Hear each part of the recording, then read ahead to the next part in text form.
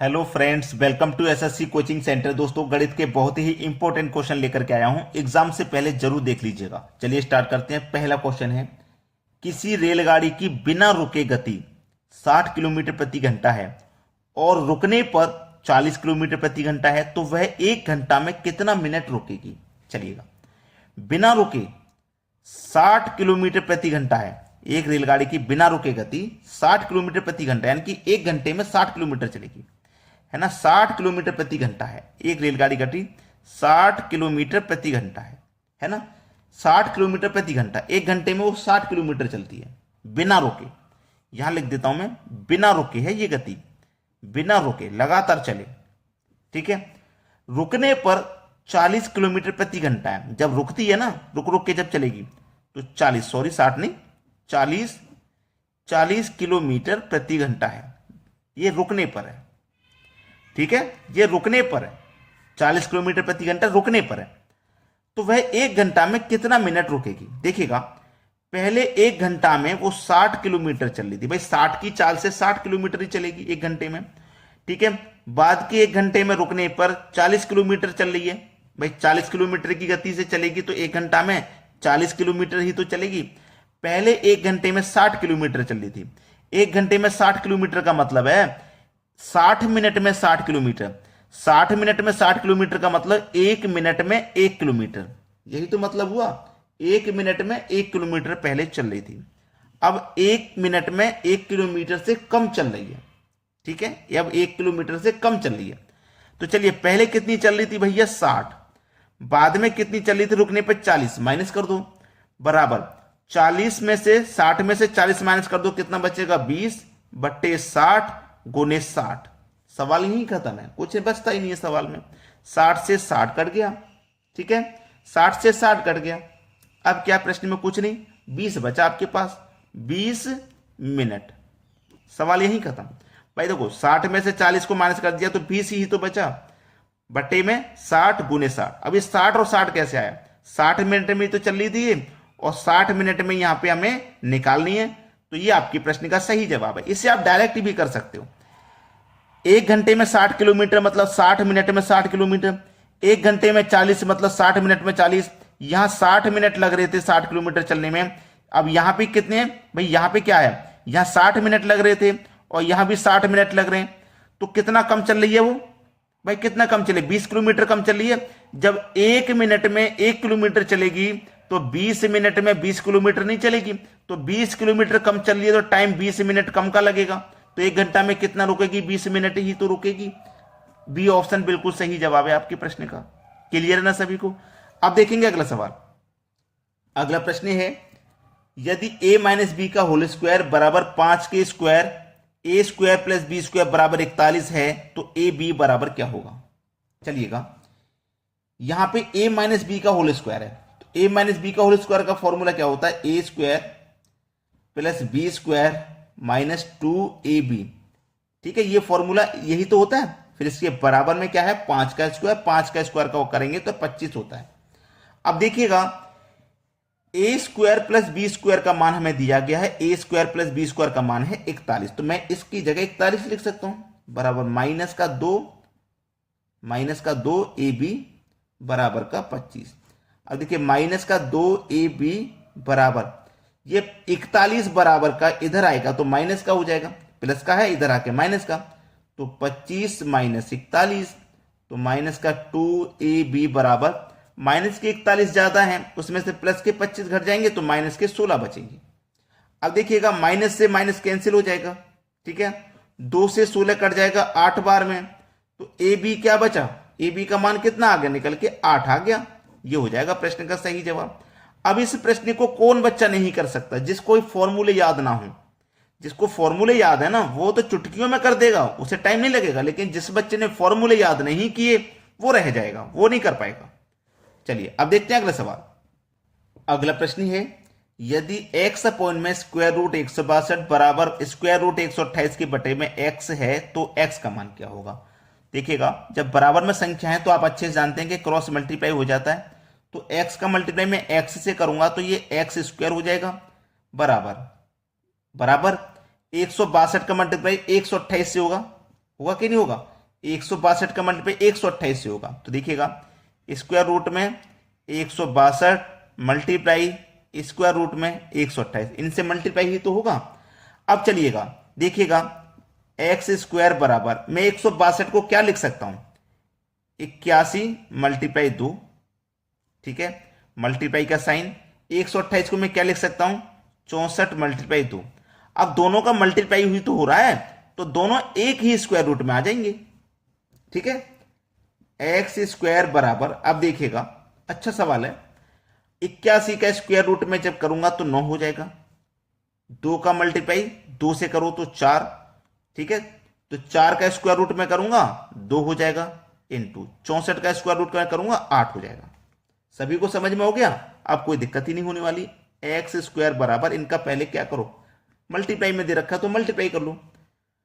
9 दूने का 18, 18 का मल्टीप्लाई 8 से करो, फिर 8 दूने का 16, 16 निम्मा 144, 144 हो गया, ठीक है। अब ये हमसे x का मान पूछा, ये तो मान एक्स स्क्वायर का निकल के आया है ना। एक्स स्क्वायर बराबर 144, एक्स स्क्वायर का मान है, जबकि हमें तो केवल x का निकालना है। तो x बराबर 144, ये जो स्क्वायर है ना, ये इधर आके स्क्वायर रूट का साइन लगा देगा, स्क्वायर रूट का साइन लगा देगा। अब x बराबर 144 का स्क्वायर रूट करेंगे आप तो 12 होता है। ये आपके सवाल का बिल्कुल सही जवाब है, x का मान 12 हो जाएगा। अब देखेंगे अगला प्रश्न। अगला प्रश्न है, एक त्रिभुज का आधार 6 सेंटीमीटर तथा ऊंचाई 8 सेंटीमीटर है, तो क्षेत्रफल ज्ञात करें। देखिए त्रिभुज का क्षेत्रफल ज्ञात करना है हमें। तो त्रिभुज का क्षेत्रफल ज्ञात करने के लिए जो फॉर्मूला होता है 1/2 इंटू बिर्थ इंटू हाइट, ठीक है। चलिए 1/2 इंटू बिर्थ, बिर्थ कितनी है भैया आपकी? बिर्थ आपको दे रखी है 6 सेंटीमीटर की, तो मैं 6 लिख लूंगा, into height, h for height, height ऊंचाई कितनी दे रखी है? 8 की, तो मैं 8 लिख लूंगा, ठीक है। चलिए 2 से 6 कट जाएगा 3 बार में, 8 त्रिक का 24, 24 से कम 24, तो कितना निकल के आ गया? 24, ठीक है। तो 24 सेंटीमीटर स्क्वायर। देखिए सेंटीमीटर का मल्टीप्लाई सेंटीमीटर से होगा तो 6 हो गया, सेंटीमीटर का सेंटीमीटर सेंटीमीटर स्क्वायर, तो सेंटीमीटर स्क्वायर इस तरीके से ये आ जाता है। ये आपके प्रश्न का बिल्कुल सही जवाब है। 24 सेंटीमीटर क्षेत्रफल ज्ञात कर रहे हैं, क्षेत्रफल कितना हो गया? 24 सेंटीमीटर स्क्वायर हो गया। चलिए अब देखते हैं अगला प्रश्न। अगला प्रश्न है, 5 पाइप किसी टंकी को 8 घंटे में भरते हैं, तो समान क्षमता के 8 पाइप टंकी को कितने समय में भरेंगे? देखिए 5 पाइप 8 घंटे में किसी टंकी को भरते हैं, समान क्षमता के 8 पाइप, समान क्षमता यानी कि जो क्षमता इन पाइपों की थी ना, वही क्षमता की 8 पाइप हमने ले लिए। वो कितने घंटे में भरेंगे, कितने समय में भरेंगे नहीं पता। यहां तो 8 घंटे में भर रहे थे, यहां कितने भरेंगे नहीं पता, तो हम उसको x मान लेते हैं, x का मान निकालना है। तो 8 से 8 कैंसिल हो जाएगा, इधर बचेगा 5 और इधर बचेगा x का मान आ गया 5। कितने समय में भरेंगे भैया? 5 घंटे में भर देंगे, ये आपका आंसर आ गया। क्लियर है सभी को? चलिए अब देखते हैं अगला सवाल। अगला सवाल है, 1 रुपये 50 पैसे और 25 पैसे के 3 सिक्कों का अनुपात 1, 2, 3 है। चलिए 1 रुपये 50 पैसे और 25 पैसे के सिक्कों का जो अनुपात है वो 1, 2, 3 है, ठीक है। ये हमारे पास अनुपात दिया गया, इसमें कोई दिक्कत नहीं, आपको नहीं होनी चाहिए। और 50 पैसों के सिक्कों की संख्या 80 है, तो कुल धन ज्ञात करें। 50 पैसे के सिक्कों की संख्या कितनी है भैया? 80 है 50 पैसों की, और अनुपात में कितनी है 50 पैसों की? 2। तो इसमें क्या करेंगे, ये 50 पैसे की है, 50 पैसे का अनुपात से इसमें डिवाइड कर देंगे, तो 40 बार में डिवाइड हो जाएगा, 40 बार में डिवाइड हो गया। अब 40 का मल्टीप्लाई 1 में करो तो 40, 2 में करो तो 80 और 3 में करो तो 120, ठीक है, 3 में करो तो 120। चलिए अब सीधा सीधा सा सवाल है, प्रश्न खत्म हो गया यहीं पे, इनका अनुपात निकाल लो, ठीक है। चलिए इनका मैं अनुपात निकाल लेता हूं। 1 के 40 मतलब 40, 2 से करूंगा मैं इसमें 40 80 में, तो ये भी 40, 3 से इसमें डिवाइड करूंगा तो 30 बार में, ठीक है। देखिएगा मैंने 40 से इसमें भी डिवाइड किया, इसमें भी मल्टीप्लाई किया, इसमें भी मल्टीप्लाई किया, तीनों में कर दिया था। अब मुझसे पूछा ना कुल धन क्या है, कुल धन पूछा है मुझसे, है ना, कुल धन पूछा है। तो कुल धन के लिए मैं क्या करूंगा, मैंने देखिए 1 से इसमें भी डिवाइड किया अनुपात से, 2 से इसमें भी डिवाइड किया। देखिए 2 की वैल्यू मेरे पास कितनी थी, 50 पैसे की वैल्यू मेरे पास कितनी थी, 50 पैसों की 80 थी। तो मैंने 50 पैसे का जो अनुपात था 80 में डिवाइड किया। ऐसे मेरे पास 50 पैसे का अनुपात था, 80 में डिवाइड किया तो 40 आया, देखो 40 आया। ऐसी 1 रुपए का अनुपात 1 है तो 40 में डिवाइड करूंगा। और यहां पे मेरे पास 25 पैसे का अनुपात 3 है तो 3 से डिवाइड करूंगा। मैं करूंगा कि नहीं करूंगा, जब 50 पैसे के अनुपात से मैंने जहां डिवाइड किया था तो 25 पैसे के अनुपात से भी डिवाइड करूंगा, 1 रुपए के अनुपात से भी डिवाइड करूंगा। मैंने डिवाइड कर लिया। और डिवाइड करने के बाद क्या करूंगा, इस सबको जोड़ लूंगा, जोड़ नहीं पाएगा 110। तो कुल धन मेरा कितना हो गया, 110। ये प्रश्न का बिल्कुल सही जवाब हो गया। अब देखेंगे अगला सवाल। अगला प्रश्न है, किसी वस्तु के मूल्य में पहले 20% की वृद्धि हुई, फिर 10% की कमी हुई, तो क्या प्रभाव पड़ेगा। ऐसे प्रश्न को करने के लिए a प्लस बी प्लस का ए बी बट्टे 100 सबसे बेहतरीन तरीका है करने का। पहले क्या हुआ, 20% की वृद्धि, वृद्धि में क्या करोगे, जोड़ोगे। ये a का मान होता है पहले वाला, ये क्या है, कमी, कमी का मतलब घटाओगे, और ये b का मान होता है। a देखिए प्लस का है तो प्लस का 20, b माइनस का है तो माइनस का 10, प्लस माइनस क्या होता है, माइनस होता है। a आपका 20, b आपका 10 बटे में 100। 20 में से अगर आप 10 को अब घटा दोगे तो 10 ही बचेगा, माइनस 2 जीरो से 2 जीरो कटा दूंगा, 2 एक कम 2 हो जाएगा, यहां पे 2 एक कम 2, 2 लिखा जाएगा। 10 में से 2 चला जाएगा तो बचेगा कितना भैया, 8। प्लस का बच रहा है ना 8, तो प्लस का बचने का मतलब है वृद्धि हो रही है, और माइनस का बचेगा तो कमी हो रही है। ठीक है, तो कमी हुई तो क्या प्रभाव पड़ेगा, प्रभाव पड़ेगा क्या, 8% की हमारे पास वृद्धि होगी।